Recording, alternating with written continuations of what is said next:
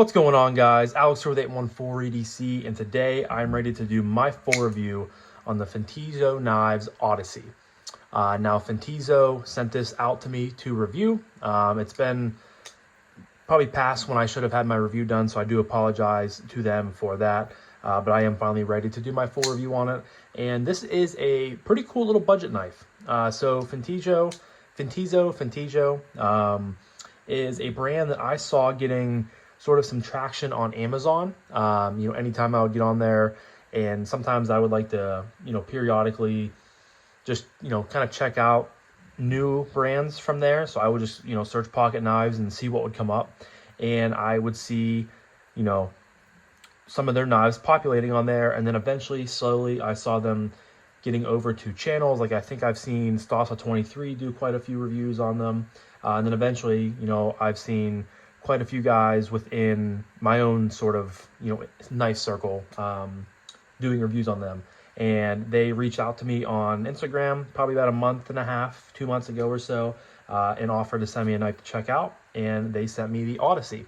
So we are going to dive right into the full review. As always, I am leaving links down below, specifically to Fintiso's website. They have this version as well as 3 or 4 other variations, I believe, all currently in stock if you guys are interested in going and checking it out. But jumping right into the review, starting off with materials, you guys can see that this is rocking some black G10 scales. Pretty standard G10, has a little bit of grip going on here, nicely chamfered on the edges, nice rounded off there by the thumb stud area. You have the Fintiso logo right there. You have the worst part of the knife, in my opinion, because this knife is pretty solid overall, but the flipper tab looks like a shark's fin sticking out of there. No jimping whatsoever on the flipper. You have a G10 backspacer back here. You have a lanyard hole. Of course, dual thumb studs.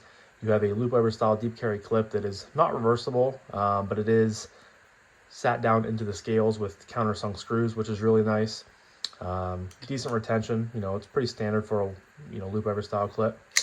You have a black 14C 28N blade, so very, very nice. I'd say 14C is pretty much the cream of the crop when it comes to budget world, knives these days.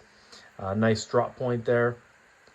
Very, very simple overall design here on the Odyssey. Then you get a liner lock with a really nice amount of lock bar access, also with the liner lock being chamfered and rounded off for more comfortability when you are accessing the knife. So yeah, as far as materials are concerned, dual thumb studs, black G10, 14C, pretty good deep carry clip. You guys know it is very, very hard to get anything but a 5 on materials. You pretty much have to have like some sort of really shitty polymer and like 3CR on your materials list of the knife to have anything less than a 5. Some quick specs for you guys before we move on. We have a blade length of 3.3 inches, a handle length or close length of 4.5, overall length from tip to butt being 7.8, and it comes in weighing 3.66 ounces. So definitely not a featherweight, but definitely, not a heavyweight either, right in the middle, kind of that medium sweet spot we typically get for knives about this size. Now, like I said, there are a few different variations of this knife. One being, of course, this one. You can also get a olive green G10 version with black blade. You can get a sandalwood version with a black blade. And then there are 2 aluminum versions with a sort of gray-ish finish on the blade, which is really cool. You can get an olive green aluminum version, and you can also get a blue version as well. Really cool thing too is they're all the same price. Typically when you get different materials, like the wood version is typically on knives, especially from like CGRB and Civivi, they're typically a few dollars more, and aluminum is sometimes a little bit more too. So it's really cool that they kept the price point level throughout everything, and they were able to keep that at the same point. But again, it'll be linked down below in the description. And then of course, a few size comparisons before we officially move on from the materials. We have, of course, the Spyderco Para 3 and the TRM Neutron 2. You guys can see it's a little bit bigger, but it's right in the same size range as these two very, very popular knives. So hopefully that is able to give you guys a good size reference. But yeah, that is all for materials. Next, we're going to be moving on to aesthetic. I think it's a good looking knife. Obviously, like I said earlier, I am not a fan of the flipper tab. You know, if this was anything, you know, if this was a more premium knife and something that, you know, I would really care about modding, I would probably chop that off or have it chopped off, just because it kind of, I'm not going to say ruins the aesthetic, but I definitely don't enjoy it. I think it would look a lot better with that just, I mean, cut off there. I think you can get a better frame of reference there. But as it stands, it's still a solid looking knife, flows very well, nice simple design, clean. Drop point, again, the handle just kind of flows together. So as far as materials, as far as aesthetic is concerned, nothing that's blowing me away. Nothing that's like making me go wow, but there's also nothing like making me say, you know, it's an ugly knife. It's worthy, I think, of a 4.5. Again, the flipper tab is making me take a little bit of a, you know, a quarter of a point or so off, but overall, still a very solid, if, you know, non-exciting, but solid looking knife. We'll go with that. I think that's the best way to put it. And next, we're going to move on to action. And the action on this is very, very solid. So of course you have the dual thumb studs and you also have the flipper tab. Let me rephrase that. The action for the dual thumb studs is solid. The action for the flipper tab is quite poor.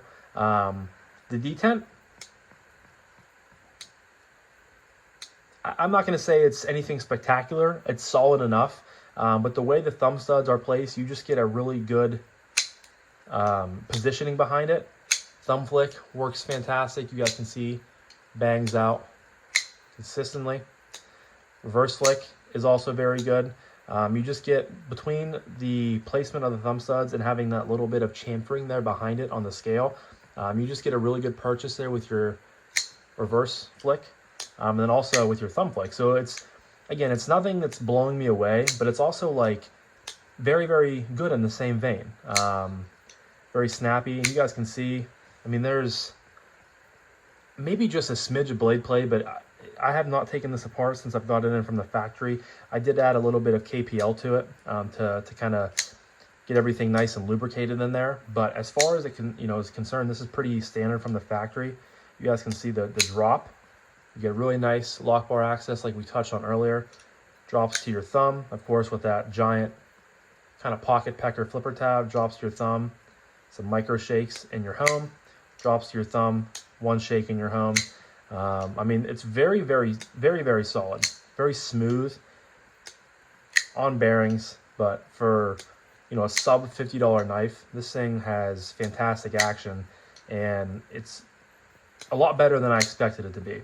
Now, talking about the flipper tab, again, no jimping whatsoever. I think that is a big miss. And I mean, you guys can see, obviously I'm trying to fail the knife, but the detent is so much better tuned for the thumb studs, and the flipper tab just kind of felt like an afterthought. I mean, you guys can see it's just limping out of here. And even when I'm going to go full bore, it's still like just barely getting there. You can do, I mean, push button works best because you just build all that pressure and it pops out. You can do a light switch, but it's even more limp. So like I said, I would just definitely cut this flipper tab off. You know, if this was something that I really cared about more of, and I don't have enough, you know, I don't have the tools to do it myself, but thumb stud action, pretty solid. Flipper action, very meh. And for that, I'm gonna go 4.25.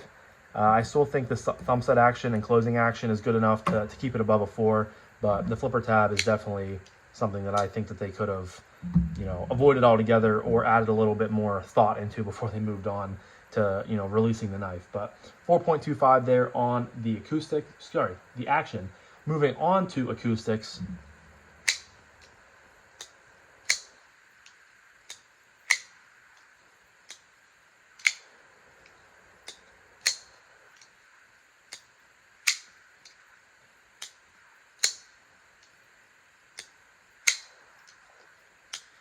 Pretty on brand from what you would expect with you know, a G10 budget knife like this, I did forget to mention earlier, there are a lot of cutouts here on the liner locks and the liners themselves.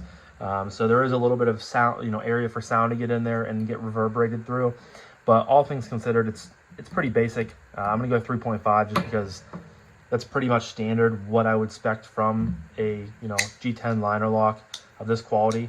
Again, not bad, but just pretty much on brand with what we're expecting here from the acoustics. But moving on to ergos.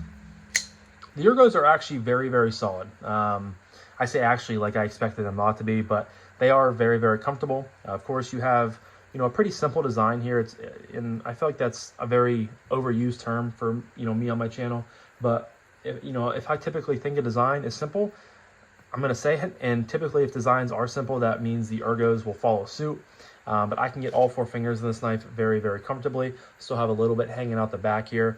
The flipper tab does make for a natural restriction point. And of course, you get sort of a finger groove here. Whoops, a finger groove here. You get a little bit of jimping up top here. Nothing too aggressive, but adds a little bit of a nice touch for your thumb. If you're going to be doing push cuts, you can either hold here or move the whole way up. You know, you probably could utilize the, you know, flipper choil area, not really choil, but this area up here for a choil. But you're pretty close to the edge of the blade, and I would not recommend that. But the G10 is, you know, has a nice amount of grip to it. It's pretty typical from G10 from what I've experienced before. And of course, you do have that really nice chamfering and rounding on the edges of the G10, which is a nice touch. I really liked how they were able to introduce that in. The pot clip is a loop over style clip, so you're going to get a little bit of, you know, maybe a hot spot area back here where the clip folds over. But as it goes now, you know, very typically for me, the clip just kind of falls right into that nice knuckle crevice on the inside of my hand, and it just kind of gets folded around, and, you know, it's not an issue whatsoever. So as far as ergos are concerned, I have no complaints whatsoever. This thing is locked into my hand nice and tight, ready to do work. Pinch grip works really good. You know, hammer grip works really good. If you had to utilize it in a, you know, self-defense manner, you do get a little bit of jimping up here on the edge or the back of the backspacer. So if you had to kind of have a little bit of a thrusting or whatever motion, this isn't the worst knife to do it with, but hopefully no one out there would have to do that. But yeah, ergos are good. 5 out of 5, no complaints in the slightest. Next, we're moving on to carry. Let me grab my handy dandy hank here. Get that slipped in. And here we have how the knife would look in pocket. So it is a loop over style deep carry clip. I wish it would have been set back a little bit on the knife. It feels kind of like, you know, a lost opportunity. I really don't like when knives do that. Like if you're going to utilize a clip like this, just move it back as far as you can. You could have definitely gotten this pretty flush with the top of the scale here. And it's also not reversible. I really think a liner lock is pretty, you know, ambidextrous. You can utilize it as a lefty. Don't really know, you know, you guys can see here I am closing it. You got to get past that detent ball, but it sits down deep in the pocket. And you do have, you know, the pocket pecker flipper tab, so you have to be careful of that. However, there is no jimping, so your hands are just going to bounce right off of it if you're down underneath this knife getting change, chapstick, things of that manner. Yeah, I mean, I shouldn't say that. There are a little bit of complaints. So 3 small complaints. The flipper tab is definitely obtrusive. You do have, you know, no lefty clip on here, lefty ability clip for the lefty ability. Can't talk right now. Lefty ability for the clip, and also the clip I think could have been higher. So for those 3 small nitpicks, I'm gonna go 4.25.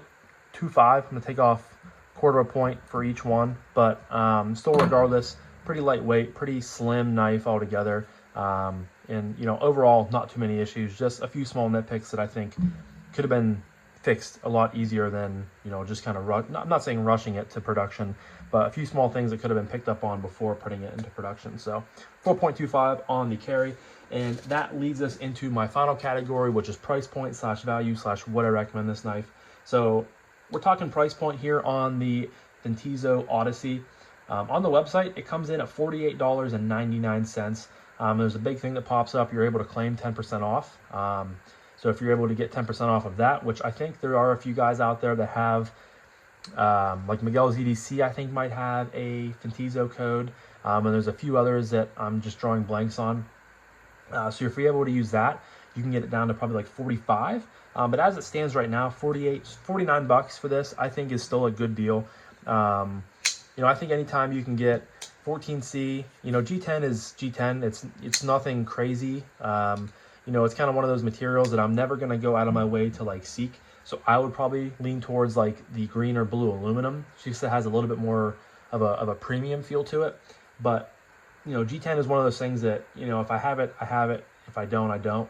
But anytime you can get 14C, solid action, solid carryability, really pretty good ergos, everything like that put into, a good package for sub 50 bucks, I think that's considered a value, in this day and age, especially in the budget world where you're kind of kidding, the budget world, I feel like is pretty saturated with, good budget-minded knives like this. So I wouldn't think that this does anything to specifically stand out, but I do think it's a good value. And I think if you are a fan of this design, I think it's worthwhile to check out. I think Fintiso is worthwhile to check out. I would love to, get in touch with them again about checking out some of their other stuff. They have a couple button locks that I think look good, and a few other knives that I think are worthwhile to check out, because this is a good budget branded knife. And I was pleasantly surprised with it. Again, that action is, closing action is just so buttery smooth.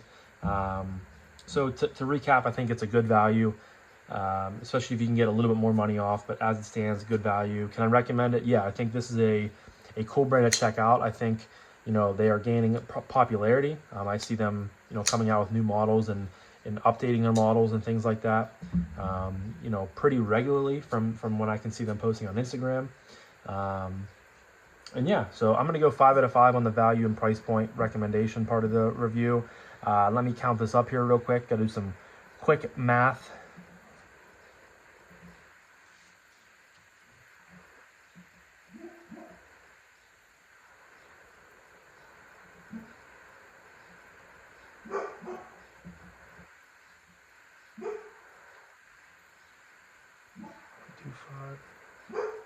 Nora. Sorry, that's my lovely dog is barking at somebody out the window, and I'm losing my train of thought.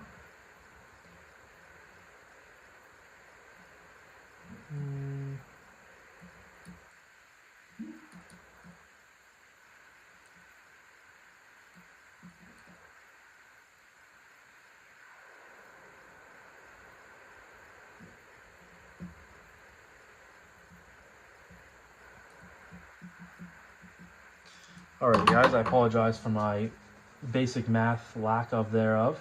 But I have the Fintiso Knives Odyssey coming in at a score of 31.5, which puts it in the great category. And I think that's very, again, on brand for this knife. It's a good, great EDC budget option. And I think, their brand in general has some really good stuff going for it. Again, I might reach back out to them and say, hey, I really enjoyed, your knife. I apologize for it being a little bit later than I thought it was going to be, but maybe I'll get to check out something from them in the future. But yeah, that's all I have today, guys. Drop a comment down below if you guys have anything from Fintiso in your collection. I would love to hear what your guys' thoughts and opinions are on it.